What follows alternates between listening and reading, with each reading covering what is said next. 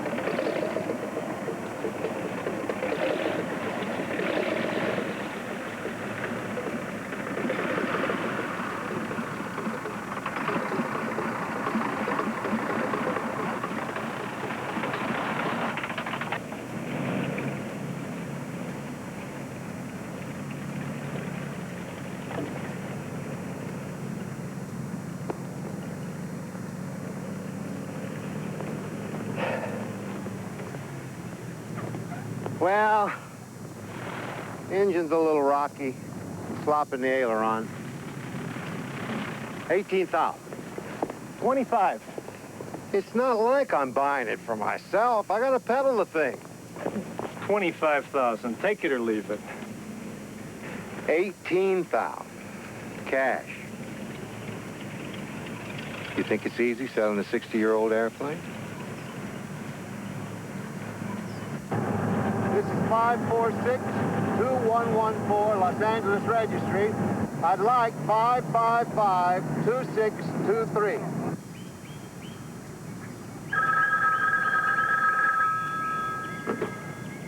Hello? Mr. Bryan, Harry Broderick, Jettison Salvage. I've located that Newport you wanted for your restaurant. How much? Well, there's no engine, so it'll only cost you 20,000. Is it a genuine World War I fighter? Absolutely. Even got a bullet hole in the seat. Has it got a propeller? You bet. Antique aircraft. Hey, Jerry, guess what? I got your Newport engine. Yeah, what kind of shape's it in? Not bad, not bad. I test flew the plane it came from. Cylinder probably need a decarb, but she handled the hammerheads. Okay, how about 10,000? Not this time, Jer. I gotta get 12.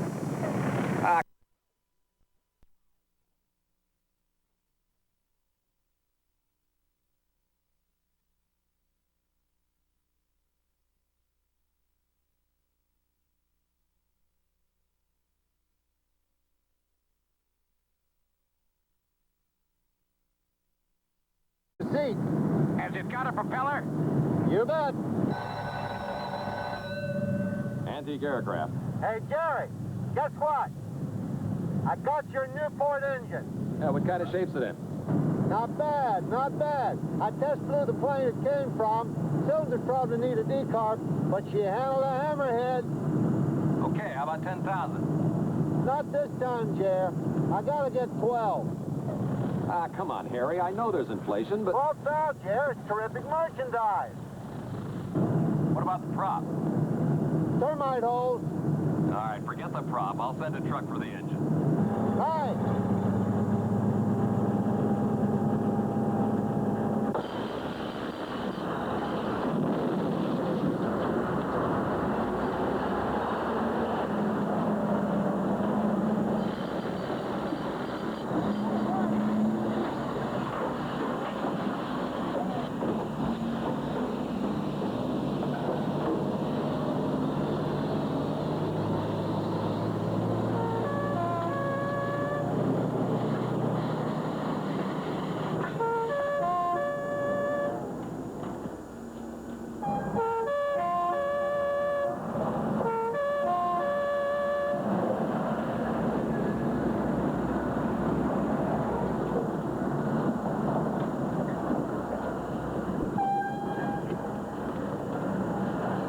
Welcome back, Harry. Thanks. Got your postcard. Did ya? Yeah. Good. Here, make out some invoices, okay? How'd you do in Saudi Arabia? Oh, I bought some old derricks and sold them to Israel. You sold Arab oil rigs to the Israelis? Ah. Not easy, Harry. Yeah.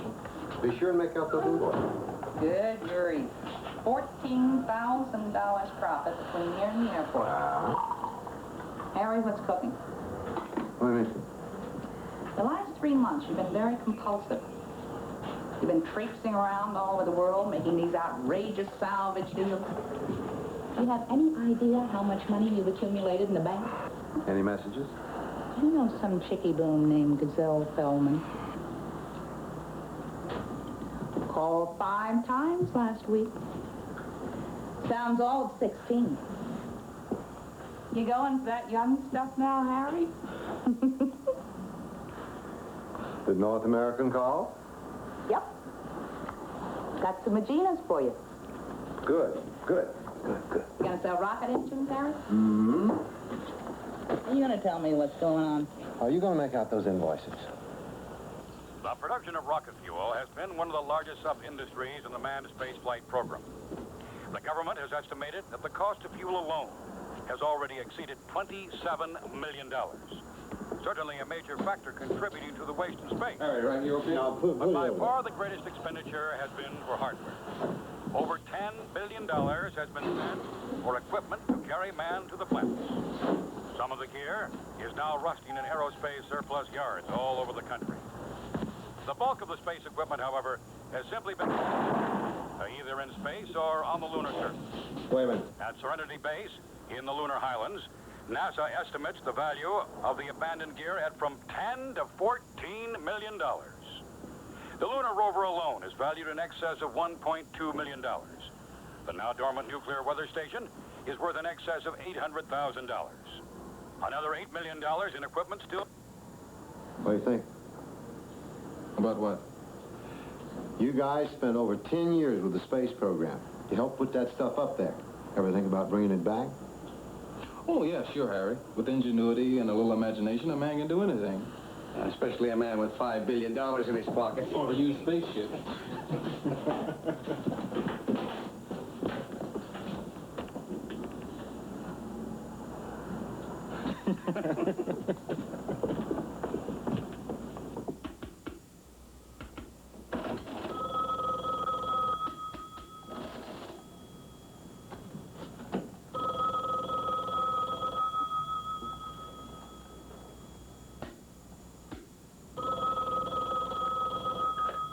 Jettison Salvage.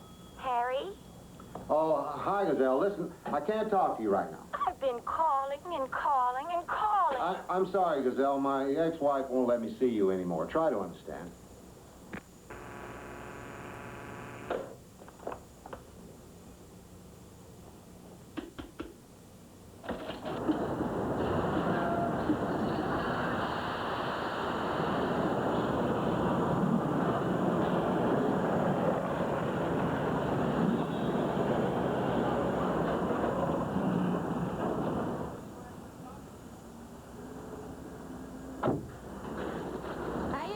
Pretty good, Lorraine.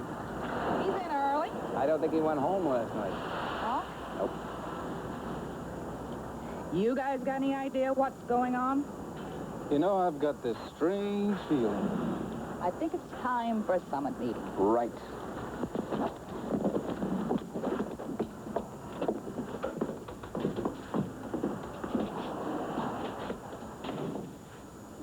What is this, commando raid? We want to know what's cooking, Harry. I think I'm kidding. Try me. I want to build a spaceship, go to the moon, salvage all the junk that's up there, bring it back, sell it. You're kidding. See?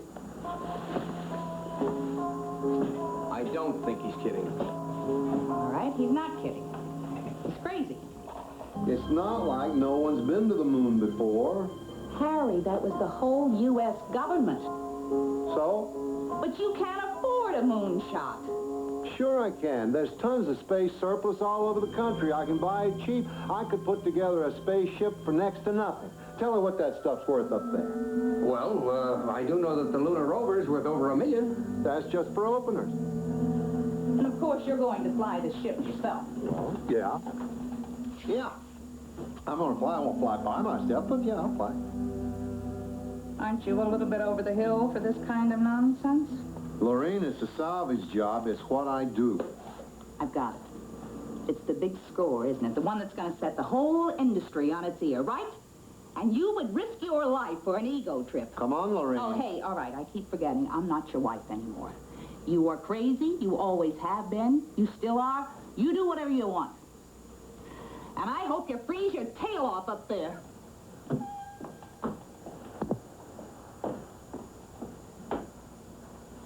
You always know where you stand with that woman. This part of the movie is brought to you by Duncan Hines' family of baking mix products.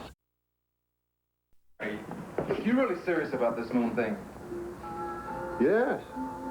There's a lot of good stuff up there. If we don't get it, somebody else will. It's possible, and you both know it. Can I count on you?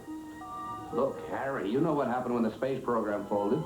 You know how guys like us, guys with advanced degrees, wound up pumping gas for peanuts just to keep their families alive. Now, Harry, I know this embarrasses you, but I want to say it. Me and Mac and the others, we got decent jobs for decent money. You could have hired high school dropouts to do the work for half the pay. Maybe I always had this idea in the back of my mind. Well, it's about time you start collecting on your investment. Right. Good. The translinear vector principle by Addison Carmichael. Skip Carmichael, the ex-astronaut. We know him at Houston. The guy's a genius, but a real daredevil type. Yeah, well, this principle of his work? In theory, yeah, but no one's ever tried it. The guy was always coming up with crazy stuff like that. Sure like to get him in on this. You guys have your specialties. Maybe this scheme of his could pull the whole thing together. Hey, I think he'd go for it. Skip, sure, he'd go for it. Hey, he was an astronaut for 5 years, just warming the bench. Yeah, terrific flyer. The best. Yeah, but NASA never let him get off the ground. They thought he was brilliant, but too much of a maverick. He's crazy. He's nuts. Yeah? Yeah. Sounds like my kind of guy.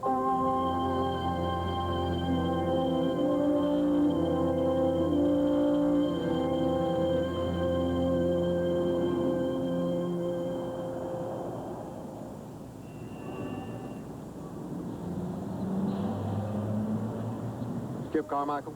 Yeah, that's me. Addison Carmichael. Skip. We'll be fine. Skip. Harry Broderick. Hello, Harry. What can I show you? I'm not looking for a car. Well, what can I do for you? You can help me get to the moon. Sure. When do we leave? I'm not kidding. Yeah, well, look, Harry, I'm a little short of investment funds, and I'd really prefer you didn't use my name on your letterhead. Okay? Want to talk about the translinear vector principle?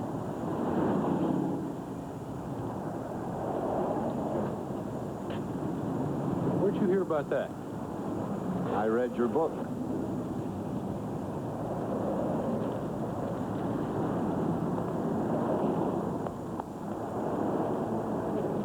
Okay, Harry. What's your game? I'm in the scrap business, and I want to salvage the moon. Just like that? Just like that. You know, you don't look like a nut. Let's quit waltzing around. I'm offering you a job that pays double whatever you make here. I'm also offering you a chance you never got. A shot at the moon. Is that worth a little conversation?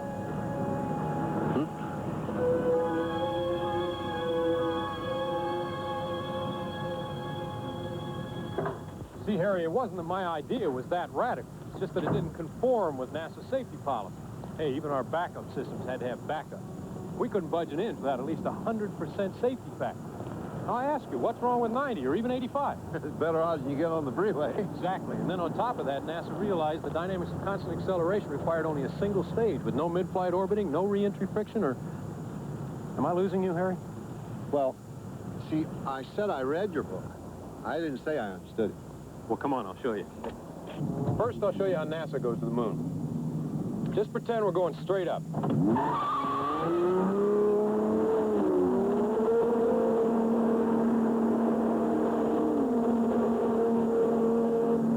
Okay, now we're in space.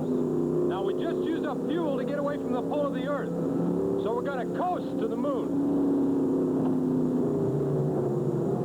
Now, we're slowing down to land on the moon, using up still more fuel. We just fired our retros. You know, those forward-pointing rockets that work like a set of brakes. Now we're heading home. Yeah. We're almost out of gas, so we coast. Yeah. Hang on! What the hell was that? That was us hitting the Earth's atmosphere. Look at the wheels. Re-entry friction can fry a man, Harry. It's always been one of NASA's biggest problems. You see, there's just not enough fuel left to use the retro rockets to slow us down. And that entire round trip took NASA over 6 days. Now I'm going to show you how we're going to go to the moon. No one's ever done it like this before. It's only going to take us 1/3 the time. Stand by for the translinear vector principle.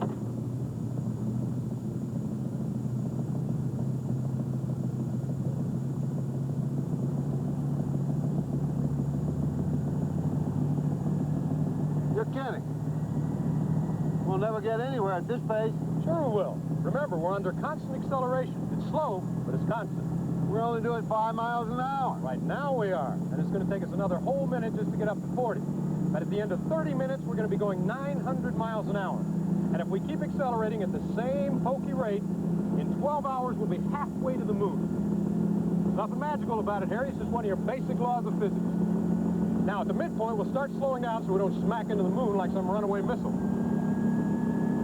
Now we're on the moon, stuffing our cargo hold with $1 billion worth of prime salvage. Okay, now we're heading home using the same technique. And by the time we hit the Earth's atmosphere, we'll be going a nice, slow rate of speed with no worry about re-entry heating. I see. And the entire trip took us only 2 days. That, sir, is the translinear vector principle. Well, what is it about your principle that NASA found so dangerous? The fuel. Fuel. See, NASA will only use the stuff that's 100% safe, but it has no real guts to it. So in order to use my technique, they'd have to have a fuel tank the size of the World Trade Center. I see. They'd never get off the ground. Ah. But we'll be using a very powerful fuel, one that's a little bit dangerous, right? You got it. Where do we get this super fuel? It doesn't exist. Doesn't exist? Why you been horsing me around? Now relax, Harry, relax. It doesn't exist yet. It will, after we get Mel Slozar. What's the Mel Slozar? Good, Mel. Next setup over here. That's our fuel expert? Trust me, Harry. Mel's the only one that can get this thing off the ground. I worked with her before.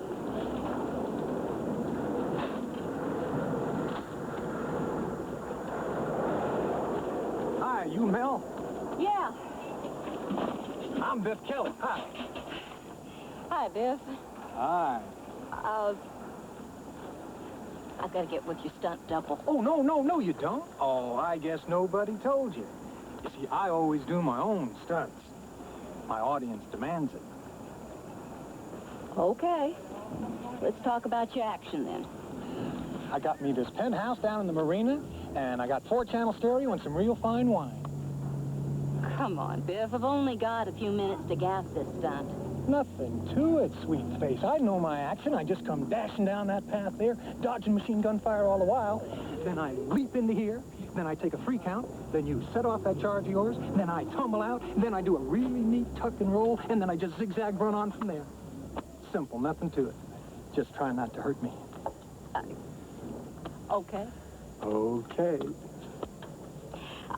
Your bullet hits are well marked, so you're safe within 3 inches of them. Then when you land in the foxhole, make sure that you're standing right on this box. There's a plunger underneath. Yes, ma'am. After the 3 count, then you're going to be catapulted about 4 feet at a 30-degree angle. About 4 feet at a 4 feet? How much powder are you using, Doc? 4 ounces. Oh, no, I want this to be a big, spectacular explosion for this scene. My audience expects it. Double the charge. No way. 8 ounces can break your ankles. Not my ankles. I have very strong ankles. Just feel those ankles. Oh, go on and touch them. Look, I don't want you to get hurt. I will take full responsibility, doll. Double the charge.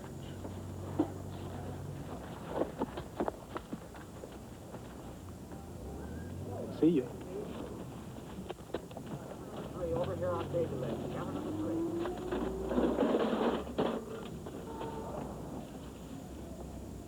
3. Hey, director, come on, let's go. I'm ready for a take. Right, okay, Biff. Okay, this will be picture. Roll 'em. Action!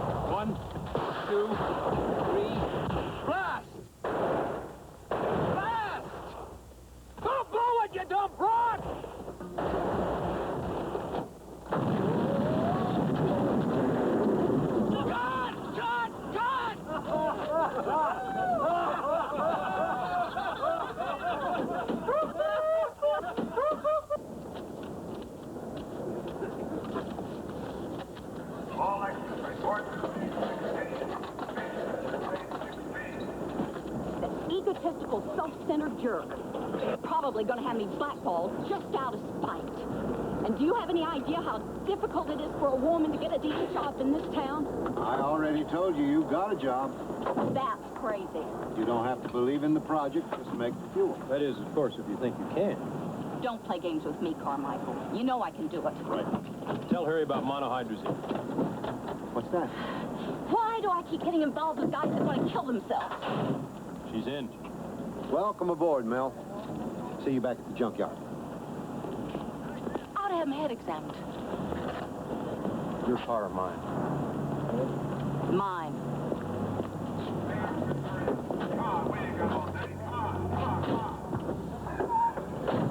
Okay, why'd you pick me for this? Well, you're the only one that can make the fuel.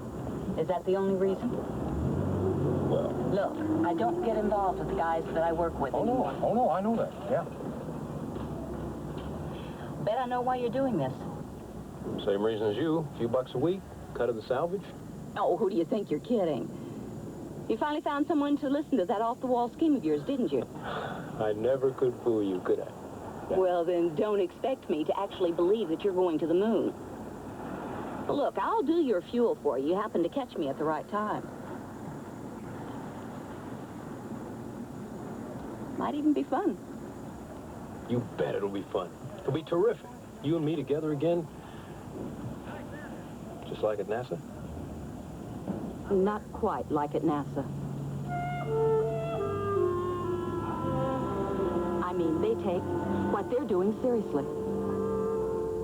I know it's hard to take this seriously, but by using the principle of translinear acceleration, by the end of phase 2, we're going to be going at a velocity of about 86,000 miles an hour. Now, phase 3 occurs at the midpoint. We fire the retro rockets and begin to decelerate at the same rate. Then we do a 180 rotation and land face down on the moon. Load up with salvage, repeat the process coming home. It's clean, it's simple. No orbits, no escape velocity, no re-entry heating, and because we're traveling under a constant rate of acceleration, there's not even any weightlessness. All right, what size ship are we talking about? The size of the ship is pretty much determined by the amount of fuel it takes to get to the moon, bring back a decent-sized payload. According to Mel, we can do it in less than 1,000 gallons. 1,000 gallons? It took NASA over 100,000. We won't be using standard fuel. Mel? We're going to use monohydrazine. Monohydrazine? That's not rocket fuel. That's high explosive. Yes, I know, but I'm going to make it into rocket fuel. Oh, good Lord. But monohydrazine? Man, you just breathe on that stuff and it blows up in your face. It's even unstable at room temperature. Yes, I know the properties, but if we all just cooperate with the safety procedures, then there won't be any problems around here. I haven't figured out what's going to happen up there yet, but I will. So to answer your question, the ship will only need to be about 30 feet high and about 10 feet in diameter. Well, we're not leaving ourselves much room for the salvage. There'll be plenty of room. We'll be using the fuel tank for cargo. You see, as the fuel is consumed, this diaphragm right here moves up and creates a large cargo hold right in the tail of the ship. By the time we get to the moon, we will have used up half our fuel. That should leave us about 1,000 cubic feet for storage. Hey, I know where we can get surplus rockets and retros and most of the stuff we need. But, Harry, where are we going to get a flight capsule? We've got one. We do? Right there. A cement mixer? Far out, Harry.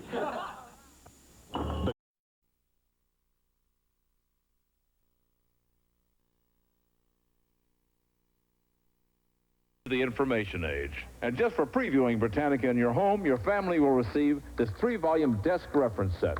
So if you would be interested in owning the new Britannica, I'm thinking it over. just call this number now. Encyclopedia Britannica.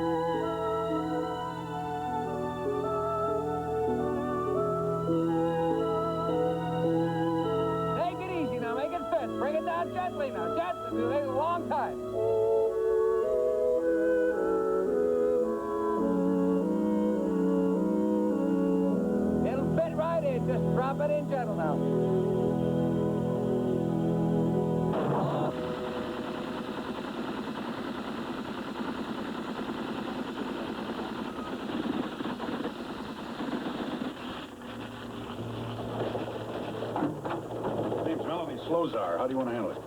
I'll take care of it. Thank you.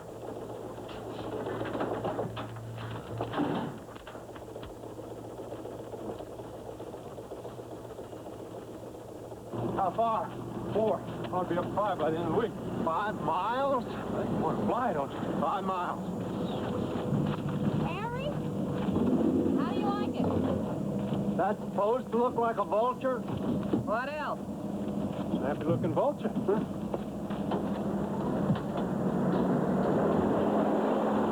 How you doing, Douglas? We got the retro. Hey, I got the retro!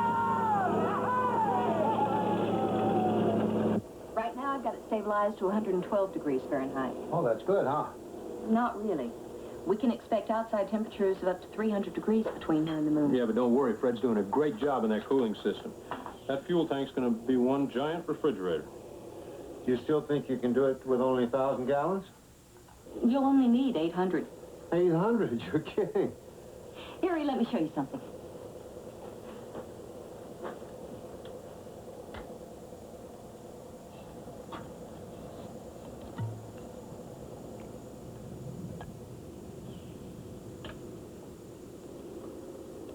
Now, would you take the base off that, please? Mm-hmm.